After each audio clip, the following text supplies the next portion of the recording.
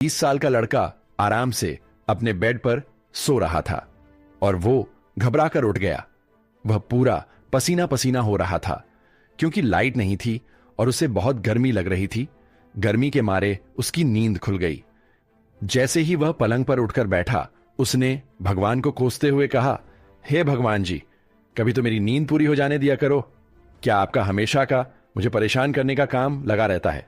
देखो, आज लाइट नहीं है, मैं फिर से ढंग से नहीं सो पाया। कब तक आप मेरा ऐसे ही टेस्ट लेते रहोगे? कब अच्छा करोगे आप मेरे साथ? उस लड़के का नाम विवेक था। वह बहुत हैंडसम 20 साल का लड़का था। कॉलेज की पढ़ाई कर रहा था। वह एक इलेक्ट्रिकल इंजीनियर की पढ़ाई कर रहा था। वह पढ़ने में एवरेज था, हां, लेकिन वह दिखने में बहुत अच्छा था। पर वह एक गरीब लड़का था। विवेक एक पार्ट टाइम नौकरी करके अपना काम चलता था। वह एक रेस्टोरेंट में वेटर की नौकरी करता था। शाम के टाइम और दिन में पढ़ाई करता था। कॉलेज जाता था, पर वह हमेशा भगवान से बहुत दुखी रहता था। वह अपनी हर परेशानी का ब्लेम भगवान पर डालता था। अगर वह चल रहा है और उसे ठोकर लग गई तो वह भगवान की गलती है। अगर उसके हाथ कुछ सामान गिर गया तो वह भगवान की गलती है। अगर उसे कुछ याद नहीं हुआ और वह टेस्ट अच्छा नहीं दे पाया तो वह भी भगवान की गलती है। वह हर चीज के लिए भगवान को कोसता था। ऐसे ही अब जब उठ गया था तो उसने नहाया और तैयार हुआ, नाश्ता किया और अपने कॉलेज के लिए निकल गया। वह एक छोटे से रूम में रहा करता था जो उसने किराए पर लिया था। उसके मम्मी पापा गांव में रहते थे और विवेक दिल्ली में रहता था और एक कमरा किराए पर लेकर रहता था और दिल्ली यूनिवर्सिटी में पढ़ाई कर रहा था। अभी विवेक तैयार होकर घर से निकल चुका था। उसकी यूनिवर्सिटी आधे किलोमीटर दूर थी, पर पैसे बचाने के लिए वह हमेशा पैदल चलकर जाया करता था। इसलिए वह क्लास के आधे घंटे पहले ही घर से निकल जाता था। लेकिन आज लाइट न होने की वजह से वह बहुत जल्दी उठ गया था, इसलिए 1 घंटे पहले ही तैयार हो गया था। तो उसने सोचा, क्यों ना थोड़ा मार्केट घूम लिया जाए।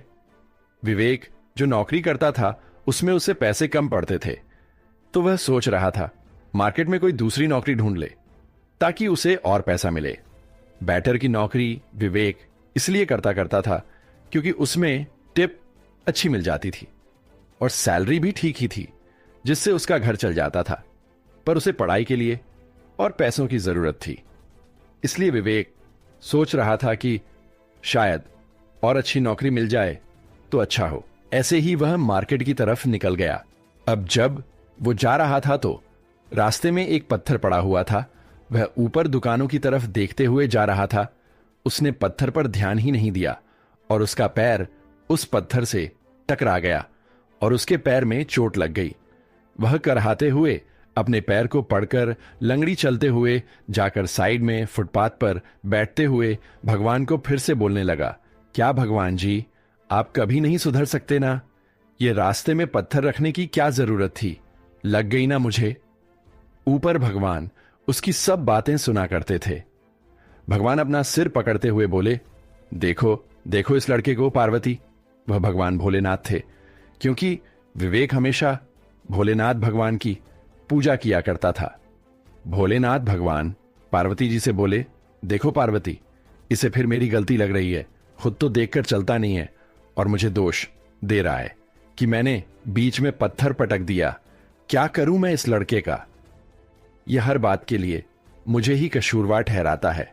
चले गिरे, लाइट चली जाए, कुछ भी हो जाए, हर काम के लिए मैं ही जिम्मेदार हूं। ये जितनी मेरी पूजा करते टाइम मेरा नाम लेता है, उससे ज्यादा मुझे दोष देने में मेरा नाम ज्यादा लेता है। ये कैसा भक्त है मेरा? पार्वती जी हंसकर कहने लगी, आपका भक्त है, आप ही जानो, आप उससे कैसे निपटेंगे? भोलेनाथ भगवान कहने लगे, कुछ तो उपाय सोचना पड़ेगा। मैं एक बार विष्णु भगवान से बात करके देखता हूं, शायद उनके पास कोई उपाय हो इस भक्त से निपटने का, क्योंकि अब मैं थक गया हूं इसके ताने सुन सुन के। इतने ताने तो मुझे तुम भी नहीं मारती।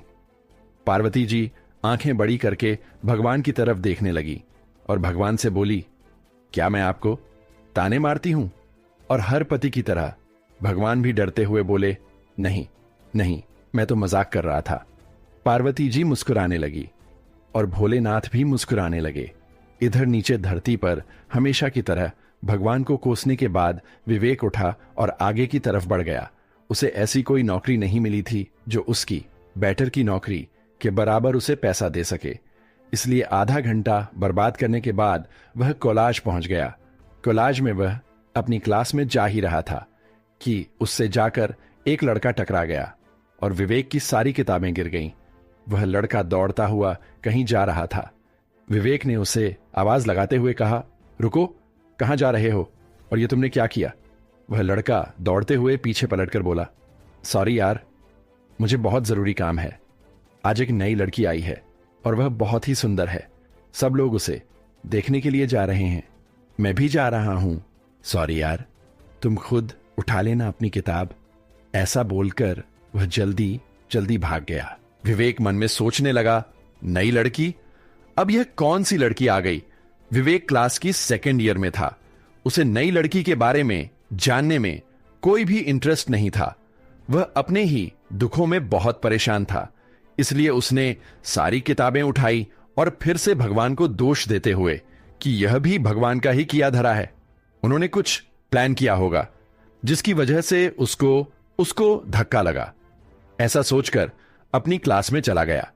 क्लास में विवेक चौथे नंबर की डेस्क पर अकेला बैठता था क्योंकि वह पुराने पुराने कपड़े पहनता था और वह बहुत हाई फाई कोलाज था। उसमें अलग अलग टाइप के लोग आते थे और शायद क्लास में सबसे गरीब विवेक ही था। इसलिए उसके पास कोई बैठना पसंद नहीं करता था। ऊपर से वह पढ़ने में भी इतना अच्छा नहीं था कि कोई उसके पास बैठे। इसलिए वह अकेला ही बैठा करता था। तो क्या करेंगे अब भोलेनाथ? क्या वह विष्णु भगवान से बात करके विवेक की कुछ मदद करेंगे?